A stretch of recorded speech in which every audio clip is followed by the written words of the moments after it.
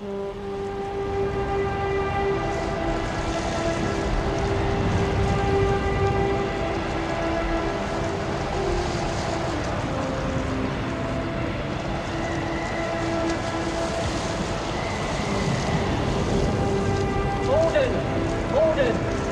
Send Lowerhouse to save the house!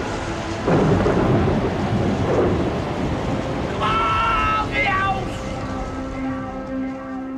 Good morning. Welcome to this special edition of the Housecast. Again, I'll mention we're very kindly sponsored by Johnny Russell at Milltown Pies and Art Caterers. Thanks very much, Johnny. I know you've been in touch and you're listening to all these, so we really appreciate that, and we appreciate. I'm sure Stanny's thinking if you'll start paying for your sponsoring, that might be helpful. Stanny's smiling there. So, yeah, check him out online on Twitter, Facebook and everywhere else, and obviously his shop on Con Road. We have got other sponsors who are looking to come in and assist us with this, and so watch out for breaking news around those other sponsors coming in. If the listeners can subscribe to their specific podcast providers, it helps us out with sponsorship, with sorting out the figures for how many's listening, and does help us out. So that's great. I'm Jez. I'm hosting this special edition with our MD, Matt Stansfield. Good morning, Stanley. How are you? Not so bad, Jez. Yourself? Yeah, not too bad. Not too bad. We had a bit of a family stroke Nicky Holt run bingo last night, which was fancy dress over Zoom. Right, okay.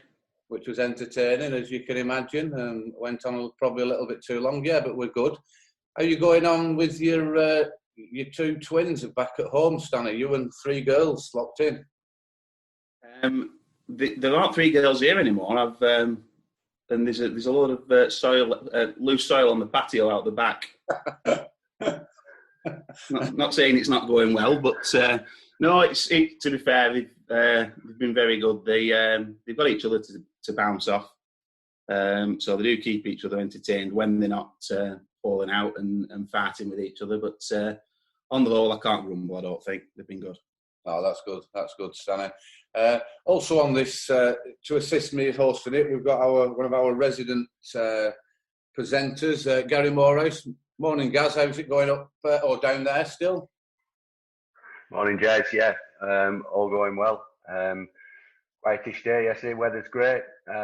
Stuck some new curtains up that we've been waiting for since pre-lockdown. The local business managed to get those out to us, and so that was my job yesterday. Hoping to get bank holiday off now, but you never know. Fran will have some more duties somewhere lined up. I've no doubt. Why don't you have a drive up here today? It seems to be you're allowed to these days, I think, aren't you? Yeah, that'd be all right if I still had some family up there, Matt. But everyone else has cleared off as well. Yeah, right, no, fair enough.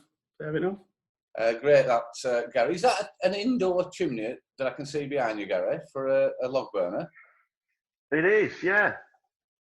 Yeah, obviously I work for a manufacturer, and that's one of our products. So. Yeah, and toasty in winter, that's handy. I bet. I've just got a price for one fitted in our kitchen, so I might have a chat with you off air and see what you think of this price I've got. Yeah, not a problem.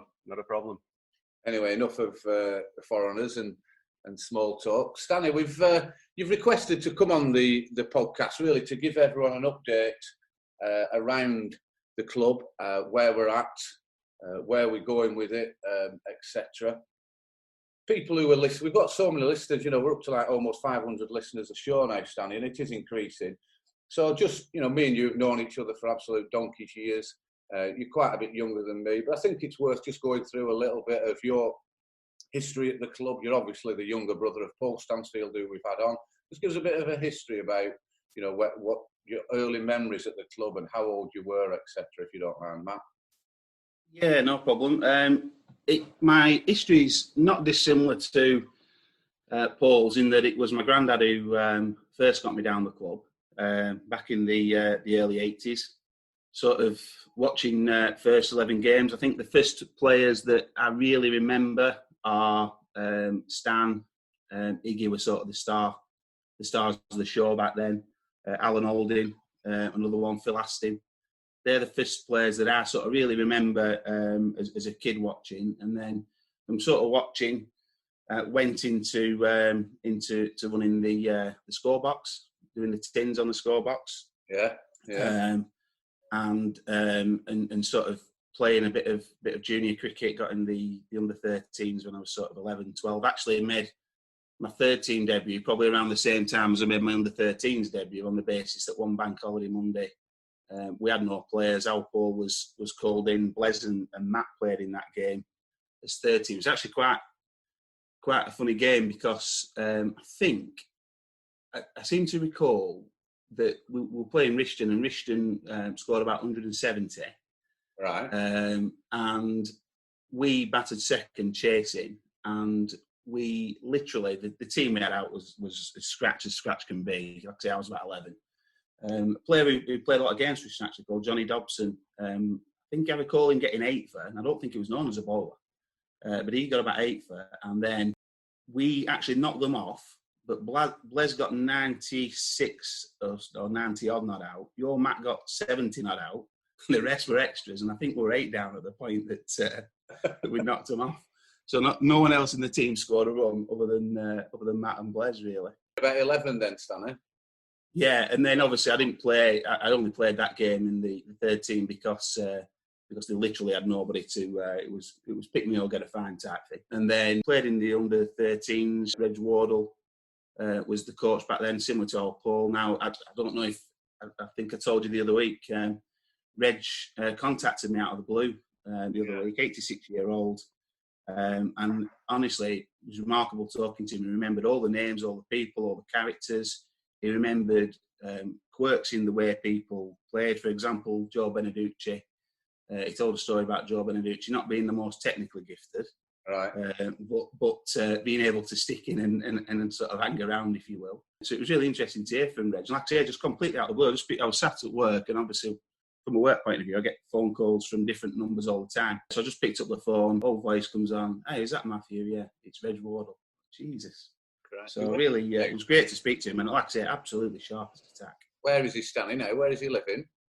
He's in Red Roof Cricket Club, is it? Down south somewhere. I think it's near your way more than us, Gary, these days. Yeah, so he's down there. He moved there in 1998, he said on the phone. Just sharp as a tack, remembered everything about everybody. He did mention your dad as well, Jez, which was nice to hear. Sadly, he asked how it was going on, and I had to break the news to him, but these things happen. Of course they do, yeah, that's right. And but that's fantastic, because we chatted it through on these podcasts previously, Stanley, that Reg and Bill Holt and that sort of era, that was the start of the junior section. I would, and probably just before my time even. I know you find that difficult to believe. But, yeah, Bill's not someone I recall, but it was all Reg Wardle. When you went down, it was Reg Wardle. Yeah. I remember when there was sort of in that era, at that point, there was myself, Gavin Shields, Matt Marquis, Charlie Cotton joined us when he was about 13, moved over from Bury into the area, so he joined in when he was about 13. Johnny Russell, Joe Beneducci was sort of all in that 2-year group there. I remember because they thought we had something about us, and obviously some of us did, some of us not so much. Harry Brooks paid for Graham Bushell to do some coaching for us when we were about 14, 15 as well, to try and sort of give us that extra nudge along to be a bit better than what we were. And like I say, for some it worked, and for others it was probably a bit of money wasted, to be quite frank. Don't be daft. It's great for everyone. And like you said, we've some great memories, some great games, and long may it continue. Long may it continue, Stanley.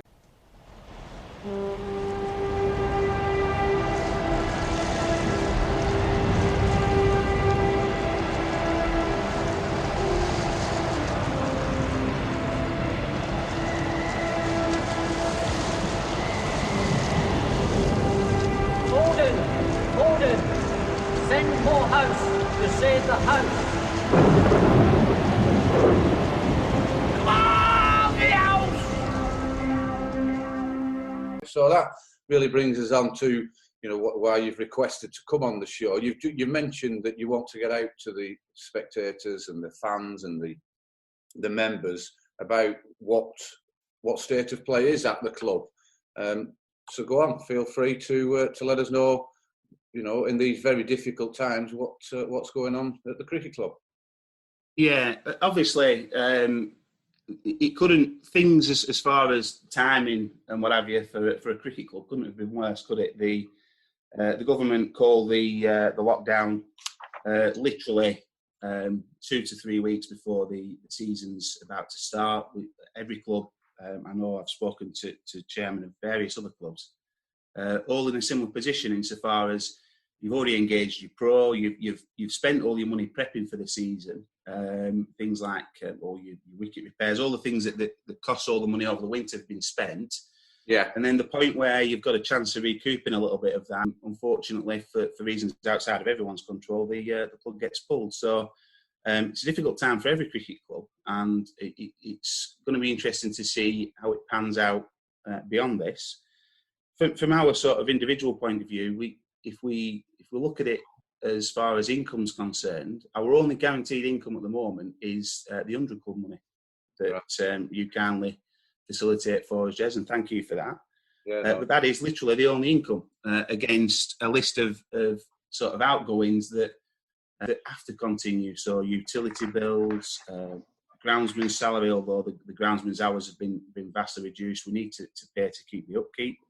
You've got things like insurances that need to be paid. So there's a sort of list of things of liabilities that we can't escape, that have to be paid on a monthly basis, and very limited income. Now, from a timing point of view for us, we'd had the annual draw, which had obviously raised a reasonable amount of income. We'd already obviously had the bonfire in November. Again, that's probably our biggest money earner of any event at the moment, and does take all the pressure off in the winter months. But beyond that, our sort of revenue streams are functions, and functions of which we had a relatively full calendar stopped overnight. We'd got ourselves into the position in the last few months as well where we had a lot of things happening at the club during the week that were generating income. So we had the Smile Club, which is a group that meets on a sort of twice weekly basis for people with learning difficulties. We had things like Weight Watchers there. We had Pilates clubs, all kinds of things going on that were actually generating income and covering costs during the week. But again, because of what's happened, all that sort of stops overnight. Yeah. So then it's really been a case of working out what the liabilities are, working out what our income's going to be, and then filling in the gaps around it. Now, what I'd like to say is a massive thank you to the members, because we've had a great response to our request for subs payments. It's made a massive difference in taking a lot of pressure off. That's something that we are really thankful for, because we appreciate that it's not easy for everybody. Everyone's in, I'm sure there's a lot of people that are our members that are furloughed and things like that at the minute. So their incomes have also reduced. So to commit to paying the subs by the members has been fantastic, and that has taken a lot of pressure off.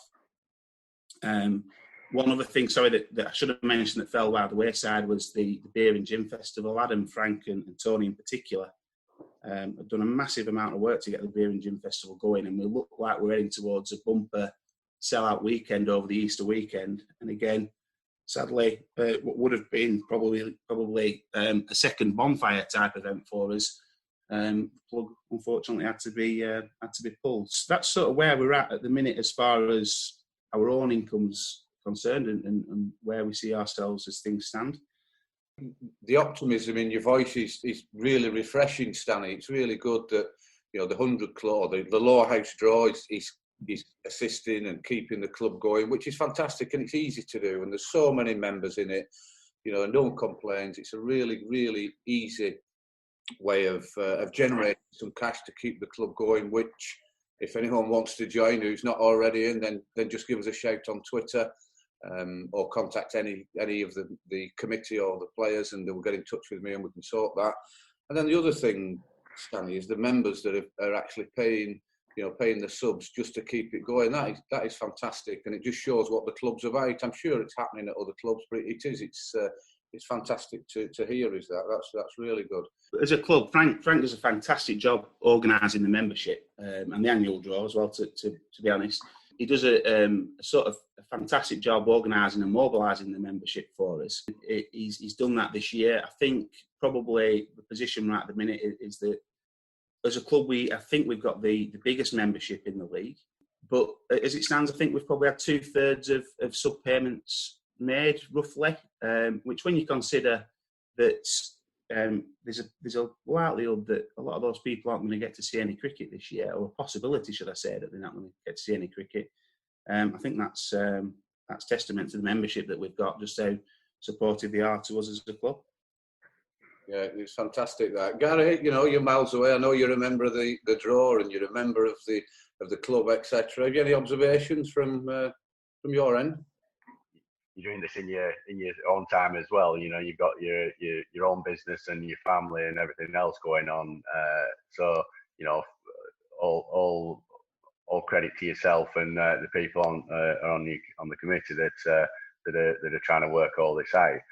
I think what would be interesting is what other areas of external support have or haven't been available that, because obviously there's been help for sort of small businesses. I mean, I don't think we have employees as such. So, in terms of being able to sort of furlough some wages, is tricky, etc. And also following on from that is, given there isn't really a clear point in which we might start some sort of activity, what sort of plans are being put in place for any sort of opening where, social distancing, flow around the club or around the ground and things like that are in place? Yeah, just on the sort of external support, we've had, for example, the Beer and Gin Festival, we had a lot of people pay sponsorship into that to start with. The likes of Birchall, Catering, Alderson Oram, Motorpoint, various businesses paid in and have been kind enough, really. MKM, our neighbours at the building supplies merchants, they've been kind enough to leave the sponsorship money in for us, which obviously makes things easier. Our main club sponsor, SPE, made their payment about a week before lockdown commenced. And again, we're very thankful for them for their ongoing and continuing support. As far as different external funding, been able to avail ourselves of the government business rates grant because the bar is obviously considered to be hospitality.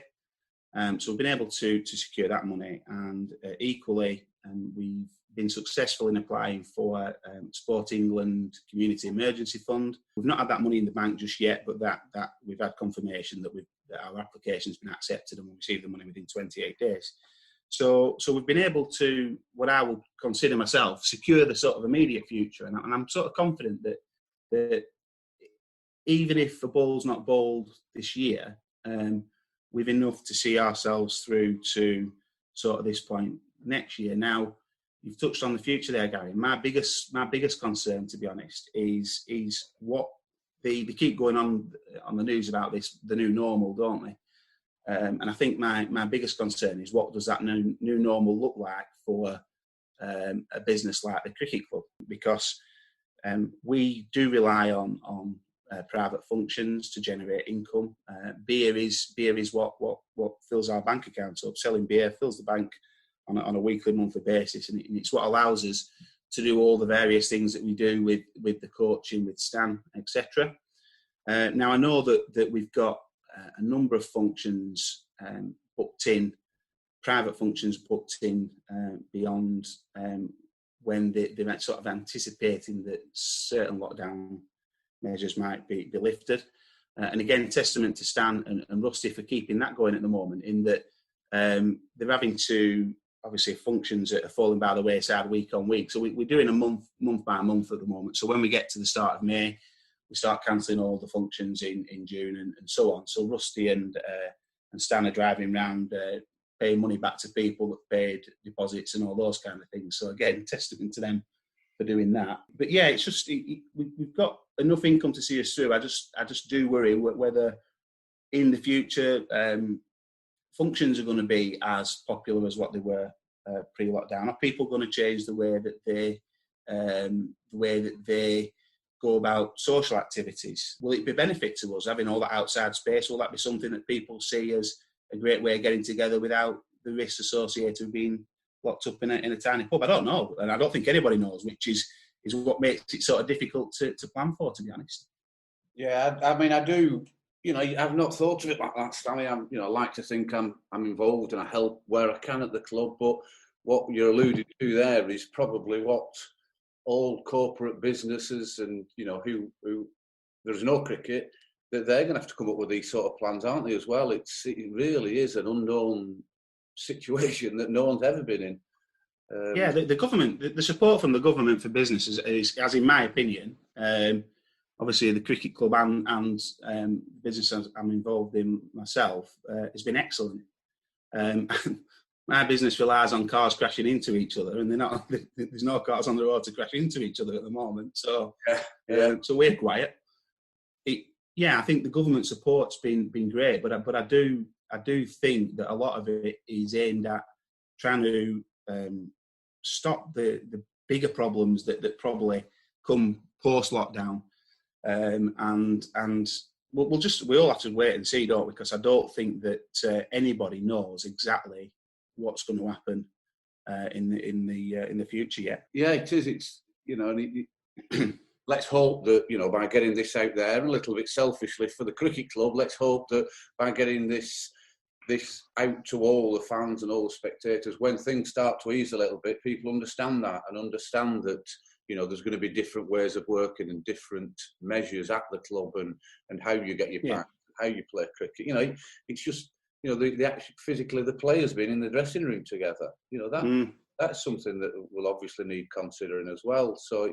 Yeah, difficult times, Stanley, difficult times, but you do sound upbeat about it. I think the reason why I'm upbeat about it, Jez, is because of the club that we are and the people that we've got. And I think that we've spent years and years making silk purses out of sow's ears, haven't we? Yeah. And I think that in this situation sort of stands us in good stead.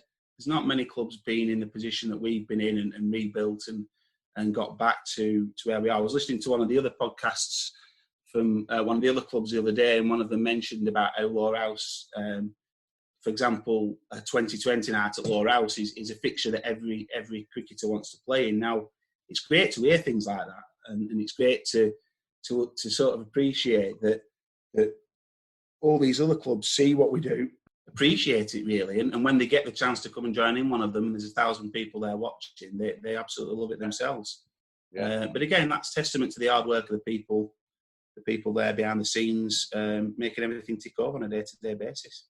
Yeah, absolutely, and it's a good point that you make. I do like that. We making purses out of people's ears. It is a good analogy, and we've done it for so long. And the people before us did that. They talk about custodians of cricket, and that's what we are. And and we will get it back. It might be different, but it will be back. No, so I'm really encouraged about those words.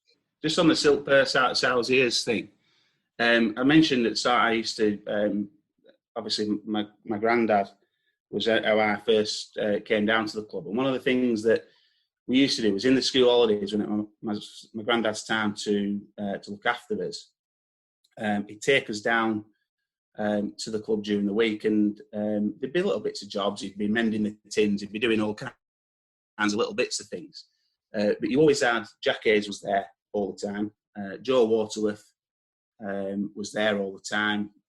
Harry Young was always tending to the gardens on the far side, Graham Young's dad. So I remember all of that. And when I started doing the score box, my granddad was like maintaining the tins and things like that for us and making sure that the over numbers were visible, all that kind of stuff. Yeah. Myself and Andrew Wren started a scorebox refurbishment fund, and effectively what we did was we donated every week out of our wages. Mine at the time was £3 for doing the tins. His was £8 for scoring.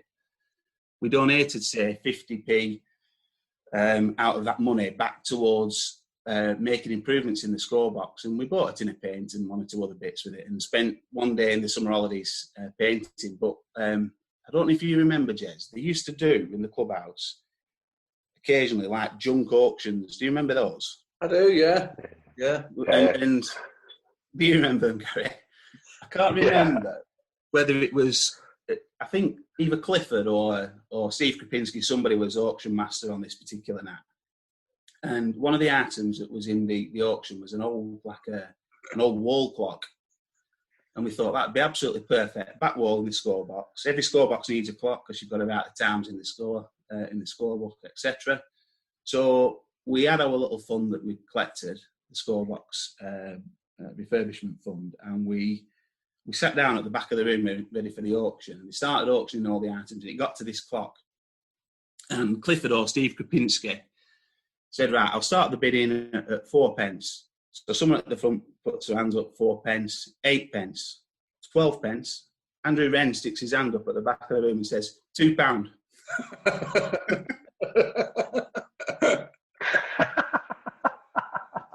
Brilliant. From 12 pence to £2. And I looked at him, and obviously I was only about 11 or 12 years old. I looked at him and said, why have you just bid £2 for someone that was selling at 12 pence? So you were earning money from the club, donating it back to a fund, and then buying something from the club to give it back to the club. Absolutely. So the club was winning every which way up, and I know that Gary mentioned working the bar the other night. So that people, when you mention that to other clubs, we all used to work the bar and this, that, and the other. They think they look at it as if to say, I can't believe you did that, and how come you ended up doing that? Yeah.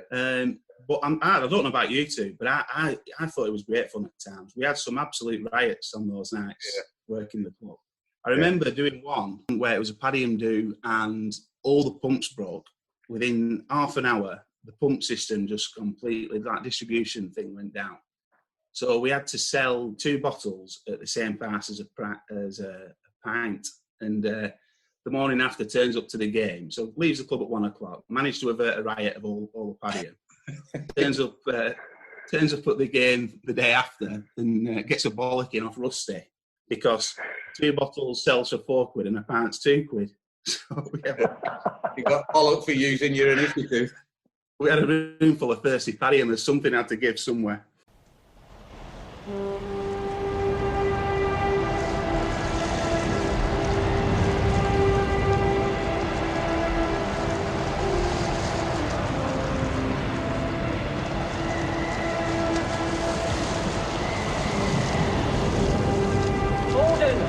Gordon, send more house to save the house.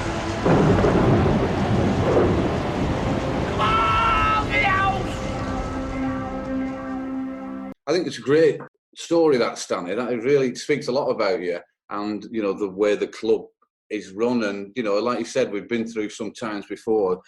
You know, can you remember that? Well, you'll have heard the story, I've no doubt, Stanley, when your granddad, Jack Cochran, and my dad used to go around picking up nails up after bonfire. And they would literally I don't even think they used a magnet. They would get all the nails. And then, you know, they would say, well, they're useful. We will use these nails again. And then we'd catch them and end up straightening some of them. Them tins, my granddad used to look after them. And he greased them. It was actually remarkable that they lasted as long as they did. Yeah. But that was just by somebody taking the time and care because we couldn't afford any new ones. Yeah. To just make the best of what we had with the ones that we had. It used to be an horrible sound, didn't it, when you were bowling, and you got it for 4 or 6, and you hear the ching ching ching going in the background. Yeah, but even terrible. That, Stan, I'm sure Gary can remember this. Can you remember before we even had the box? You know, the tins that you'd literally flick round. It used to be a sheet metal, you know, 18-inch by 12-inch piece of metal that were painted black with a white number painted on it. You remember that, Gaz, won't you? If any of those hooks or screws that they hang on were missing or loose, you didn't really want to be walking in front of the scorebox below there, because there were a number of times there were near misses where, you know, a toddler walking below who could have lost a limb or something. They were unreal. Without a doubt. I think it was Jack Cochran who once got hit on the head by one that I dropped. He was stood in front of the scorebox, and I think the 100 had come up, and I leant in the window to hang the number up because we didn't have a tin for the 100s, did we? Right. So I think when we bought the tins, we probably didn't think we'd need them with the way we were shopping. But so we only had the hang up numbers for the 100s, and I dropped it out the window. I'm sure it was Jack Cocker, and it's on the edge, stood in front of the. So I think that's where he used to stand, isn't it, Jack? Yeah, right under the scoreboard. Yeah. Fantastic times and memories. And like you said, Stanley, let's hope that this, gives everyone the boost and we can all look forward and, come up with ideas and help all we can. Have you had much from the league exec as far as, the state of play, any timescales, any cut-off points? The sort of initial advice from the league exec was they didn't expect any play up until, I think, they went for the mid-season point. So I think the natural break in the fixtures for mid-season was something like the 8th of July. And they said to us that they were aiming for that date. The most recent update was a bit more open-ended than that. And I think Mick Bibby sort of indicated that he didn't think there's going to be any cricket before August. And that would make it difficult to do anything meaningful. I was a little disappointed at the outset with the league exec in that they made a call very early to decide that whatever we did was going to be non-competitive. I didn't necessarily think that was the right thing to do because I do think the lads have waited for months and months to have a game. It means more if there's a little bit of something riding on it. Now, I wouldn't sort of advocate that the team should be relegated or things like that in a half-season scenario. Yeah. But I didn't see any harm in playing for some kind of trophy or recommendation or recognition, that kind of thing, really. Yeah. So I was a little bit disappointed with that. We obviously, when the league made that call, we then had a decision to make in relation to the professional Obus Pienaar, who we were really looking forward to having over and seeing play. He's an exceptional cricketer by all accounts, and quite explosive as well on his day. But I'm pleased to say that he was absolutely magnificent with us. Kept dialogue with him right from the point it sort of appeared there was going to be a problem, until the point that we had to obviously make a call to say, sorry, but bearing in mind the sort of uncertainty around everything, we're not going to be able to commit to the contract. So it's a real shame because I was really looking forward to seeing Obus over here because he's a player. I don't know if you know this, Jez, but you've probably come close to signing him 2 or 3 times in the past. Right. The first time we signed him, we came close to signing him was actually the year that we signed Frankie first. All right. So it came down to a straight toss-up really between Obus and Frankie, and at that point Obus was bowling quick, left arm quick, and the decision was that they just thought Frankie's bowling would maybe be better suited to us than what Obus's was. He went to Ireland that year and broke A.B. de Villiers' batting record. So thankfully, the signing of Frankie worked out equally as well for us. So we can't grumble, can we? But yeah, that's when the winning streak started, wasn't it? So it was. It really was. But yeah, I have looked at his stats and looked at what he does, and I was excited about watching him play. So have you left it open that there's potential opportunities for him to come back in future years, or is that? Yeah. I've sort of we've not agreed anything with him or anything to that extent yet. But what we have done is said we'd like first refusal on him next year if he's coming back. I think he's got 1 or 2 things he needs to iron out back home. The system over there is changing again a little bit. They have the franchise system, don't they? And he was playing franchise cricket this year, but with the quotas and various other things, unfortunately, he's lost his current franchise deal. But he's expecting that he's going to be continuing in first-class cricket for at least another season. So we've said to him that if that is the case and he wants to come back next summer and we're in a position to take him back, then we'd like first refusal really on his services. You mentioned there, Stanley, about in a position to take him back. I mean, one thing that's been raised in other leagues, and I think Mike Bibby's statement touched on it, was that for the next full season, some leagues would consider playing without professionals. Obviously, it's the biggest match day, and probably for some clubs the biggest seasonal outgoing. What's your position on that? I've always been very staunch.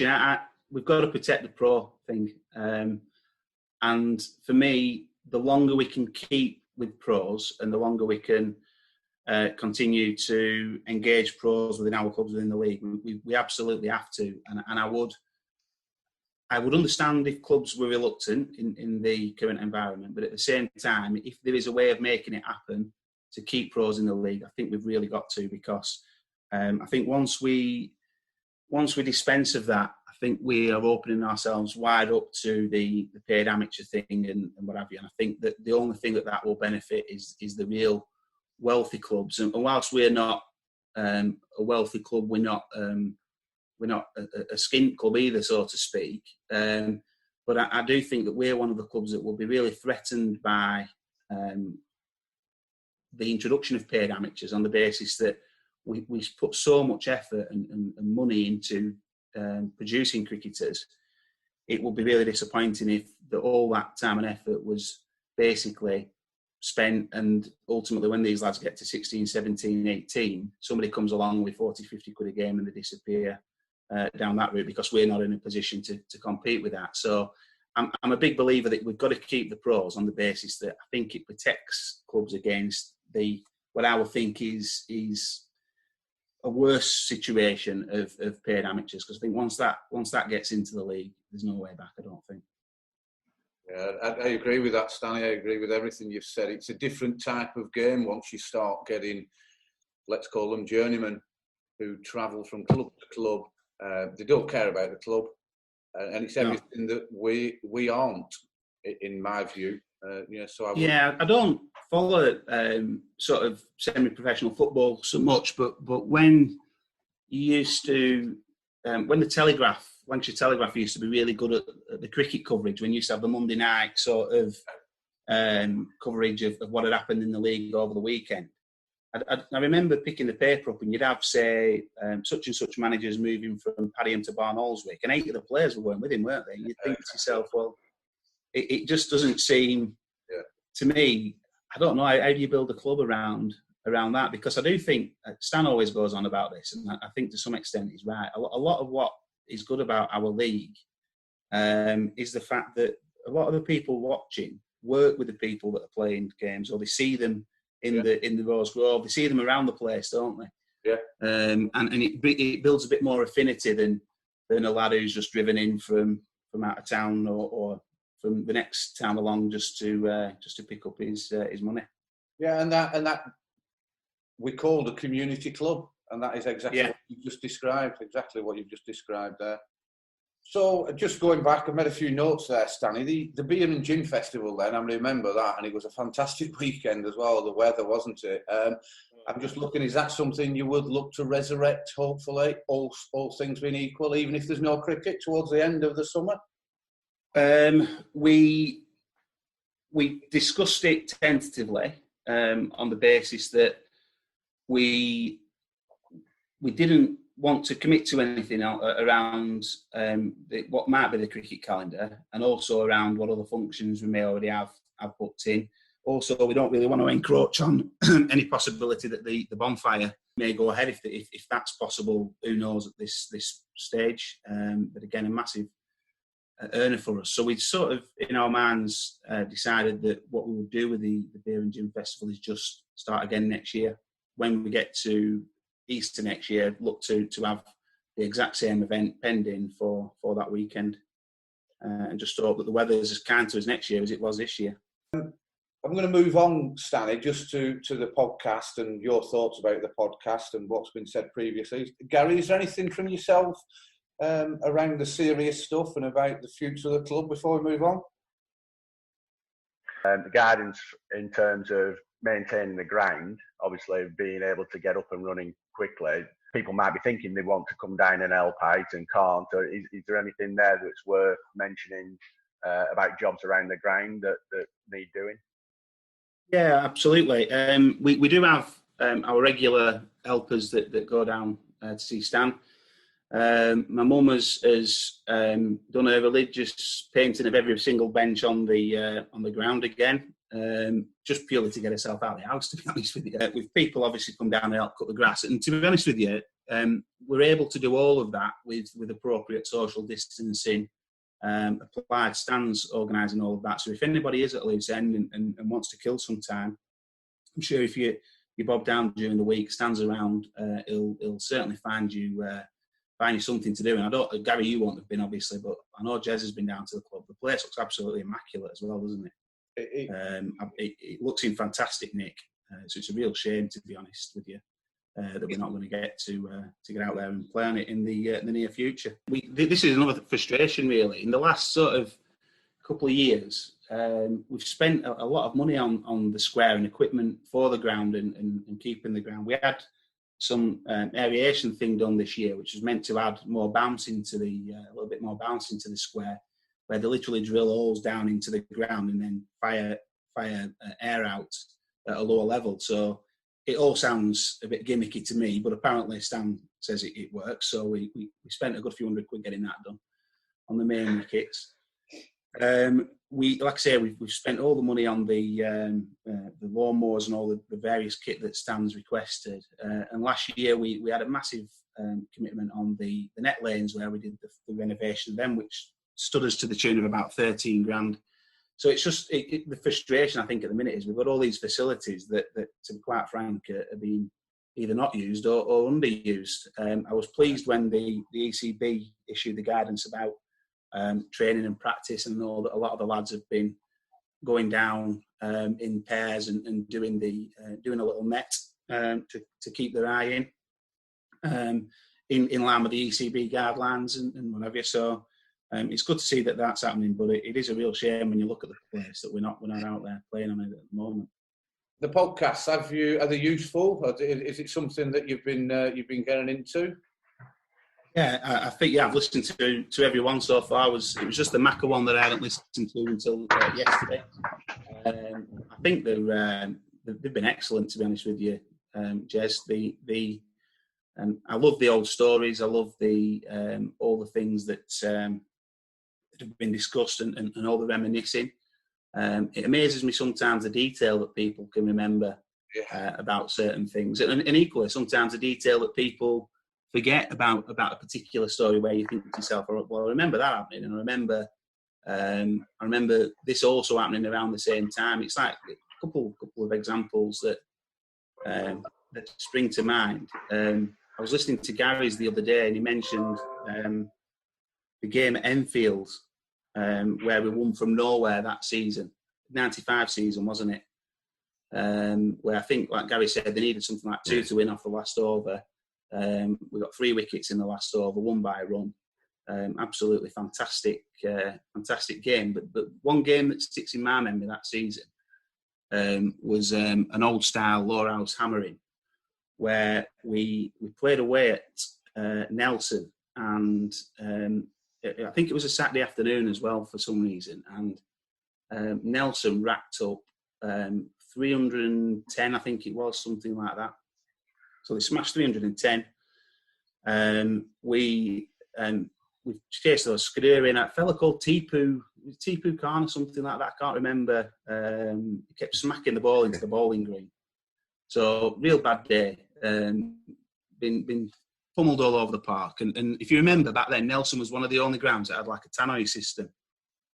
And I was scoring that day. And picks up the scorebook, starts walking across the ground towards the dressing rooms, and they announce on the tannoy, we're pleased to announce that this is a Lancashire League record limited overs score, breaking the previous record of such and such.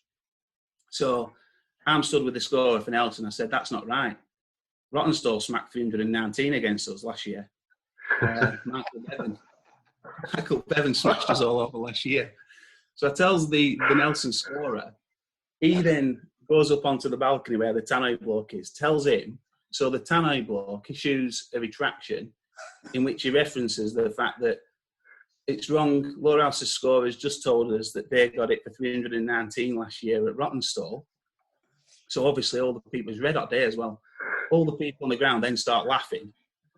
Gary opens the dressing room door and bollocks me for basically showing us off in front of everybody. No, you were put the record straight.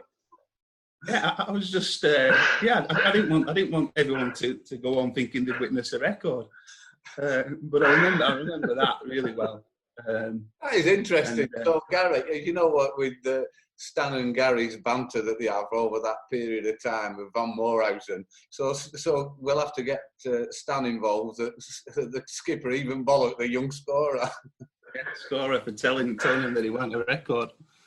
It's been great to listen to the old stories and some of the characters and people that not necessarily that you forget, but you sort of put to the back of your memory. So when I first started in the second team, there's Blanchard League had been putting old scorecards on, and there was a game, like a second team game at Accrington, and I don't remember the game at all. I'd have been 17 maybe, but in that team you had like Prop, Payne, Dave Worley, Ted Whittle, Shez, Peter Gaynor, some real characters, real proper characters. And I was talking, after I looked at them, I was saying to my brother that probably that period between being 18 and 22 was my favourite time playing cricket, because just because of the dressing room and the banter that we used to have, because so many people that were so quick-witted and funny.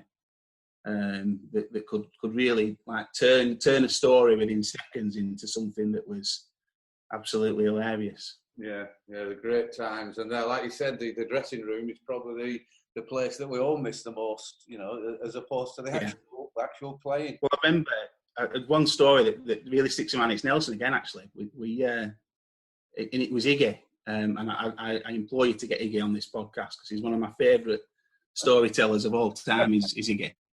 Especially if he's a couple of Fosters in, then you've a real chance of getting some gold out of him. Yeah. But we were playing in the second team, and we had like there'd have been myself, Charlie, Matt Marquis, Gav, Joe Beneducci had been in that second team. I bet Johnny Russell was maybe in and out of the first team at this point. He sort of made a bit more of a breakthrough than the other ones of us. Because if you remember, Charlie sort of made the breakthrough and then fell back a little bit, didn't he, till he got switched on a bit more. Yeah. But so we're playing away. We're in the dressing room and it's absolutely howling it down outside. So we're all sat there, and Peter Gaynor says, "Let's have a sports quiz." So he pulls out, obviously he's come prepared. He pulls out these like quiz cards from his bag, sports quiz cards. And he gets them all out and he says, "Right, we're going to have to split into teams." So someone says youngies versus oldies. All right. So you've got the youngsters sat on one side of the dressing room, the oldies sat on the other. But there was a little imbalance in that we had more oldies than we had youngies in the team. So they said, "Iggy, you go with the youngies." They obviously didn't want to give up one of the star performers. They didn't want to give Pete Gaynor up because that might tip the balance in our favour.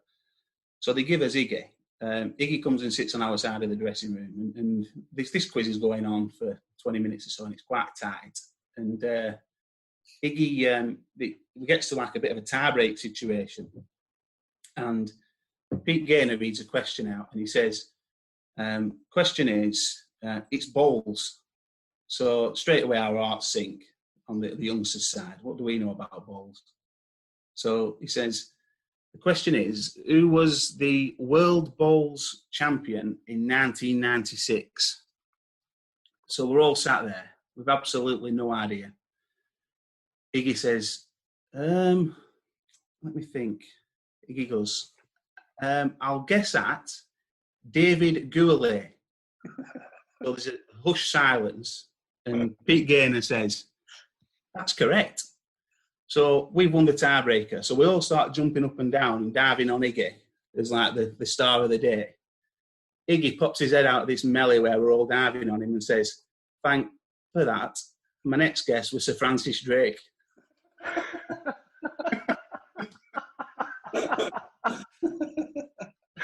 Absolute gold. Brilliant, absolutely. Yeah, so it's just stuff like that like I say, the dressing room back in the day.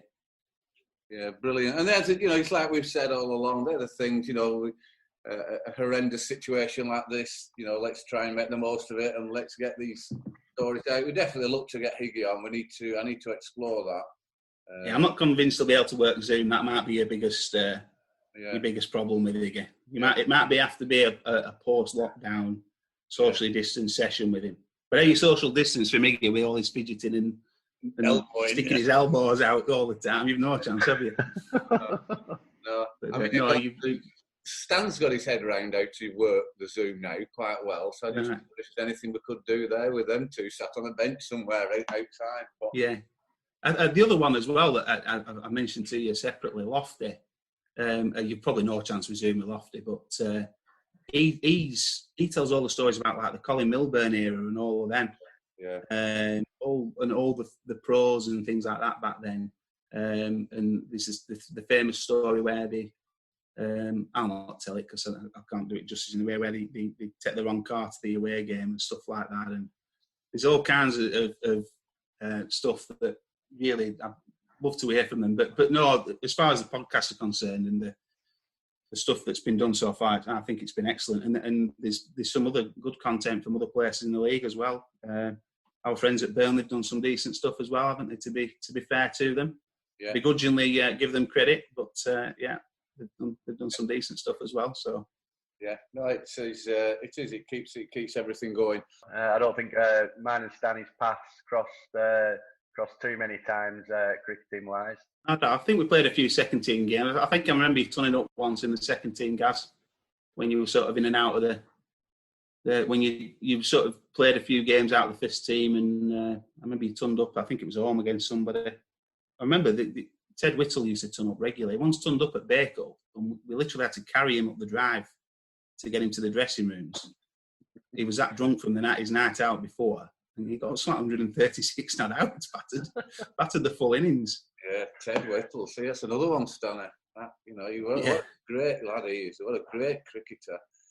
He was a very good cricketer. Daft as a brush. One of the best stories with Ted Whittle was we played down at Burnley and they got Joe Angel as their pro, and he was sharp and he was like 6'9" as well, and Burnley, it wasn't the slow track and it had a bit of bounce in it.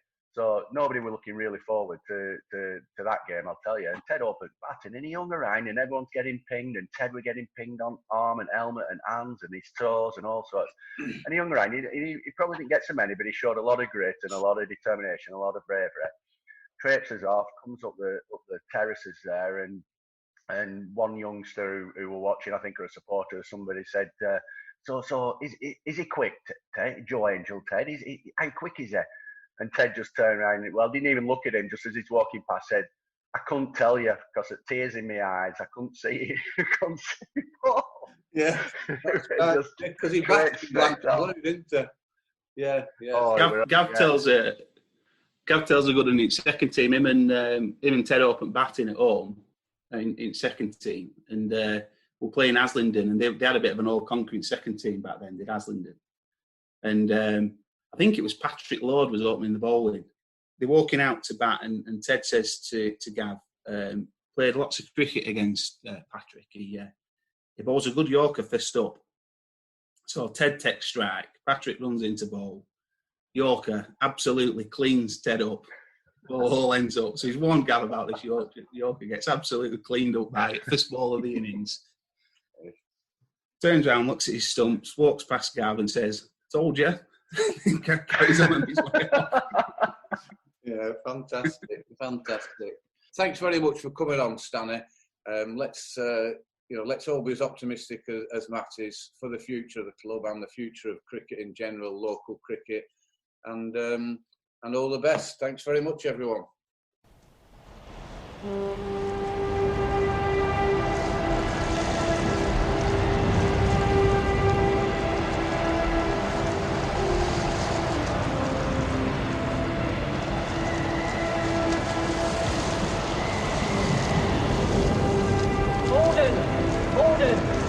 Send Morehouse to save the house.